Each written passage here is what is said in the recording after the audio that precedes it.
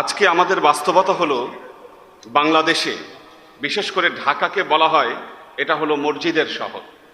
মসজিদের অভাব নাই বাংলাদেশে, লক্ষ লক্ষ মসজিদ বাংলাদেশে, যেটা পৃথিবীর অন্য কোনো দেশে আপনি খুঁজে পাবেন না।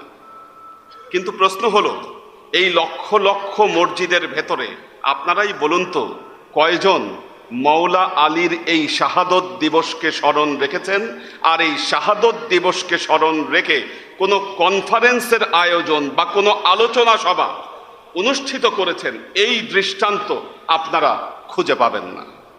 পাক পাঞ্জাতনী দরবার শরীফের সম্মানিত পীর সাহেব কেবলা শায়েখ মোস্তাক আহমদ মোজাহিদি পাঞ্জাতনী, ওনাকে ধন্যবাদ জানাচ্ছি যে তিনি এই মাওলা আলী কনফারেন্স, এই কনফারেন্সকে আয়োজন করে আমাদের যে দায়বদ্ধতার যে এই জায়গাটা থেকে আমাদেরকে অনেকটাই